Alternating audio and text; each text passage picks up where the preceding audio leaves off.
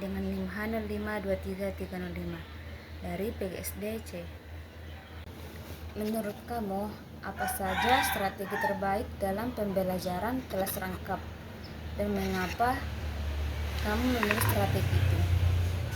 Jadi, pembelajaran kelas rangkap atau pembelajaran yang melibatkan siswa dengan berbagai tingkat kemampuan dalam satu kelas memerlukan pendekatan yang fleksibel atau inklusif.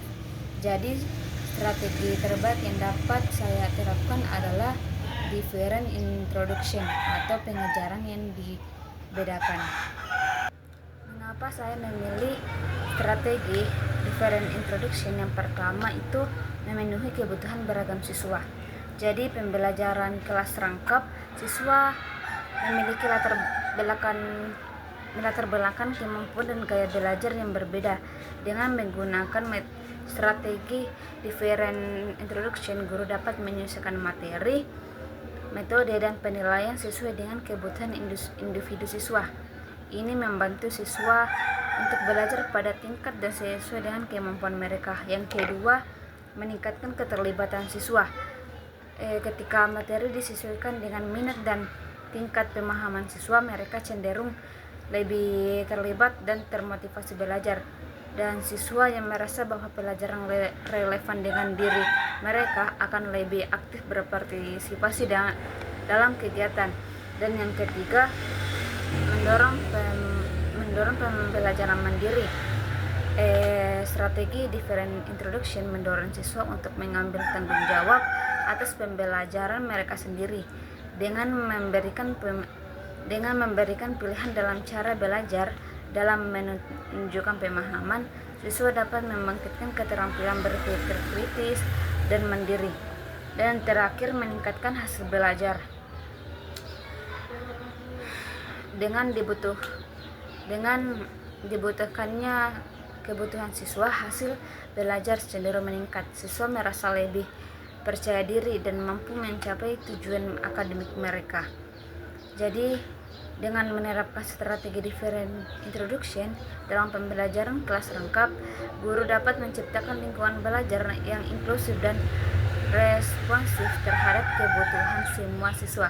Hal ini tidak dapat meningkatkan keterlibatan motivasi siswa, tetapi juga membantu mereka mencapai potensi penuh mereka dalam proses pembelajaran.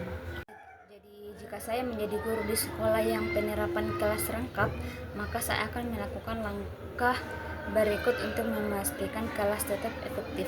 Yang pertama, perencanaan pembelajaran yang terintegrasi. Saya akan merancang pembelajaran dengan mengintegrasikan kompetensi dasar dari 2 atau lebih kelas.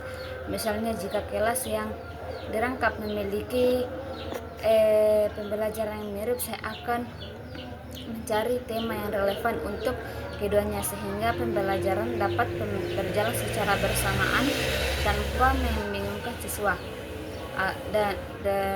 agar pembelajaran efisien dan tetap fokus pada pencapaian tujuan pendidikan untuk setiap kelas. Yang kedua, pengelolaan waktu yang efektif.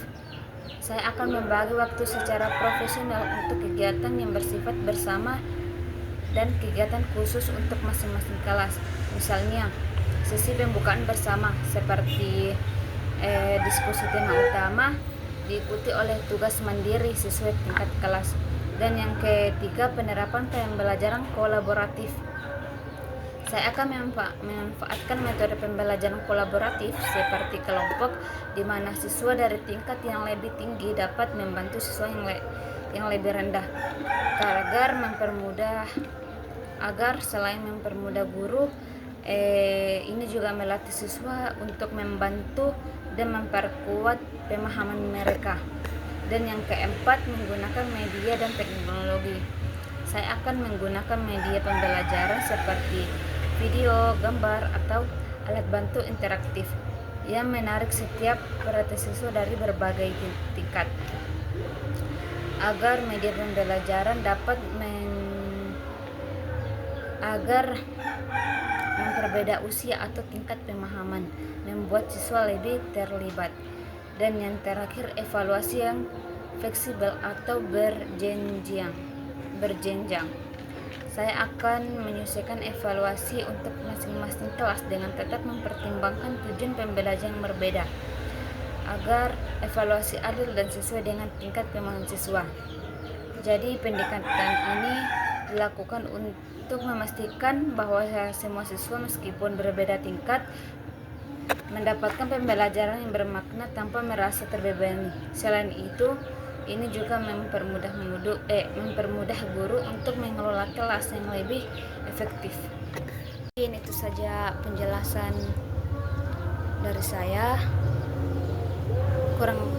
Lebih kurangnya mohon dimaafkan. Wassalamualaikum warahmatullahi wabarakatuh.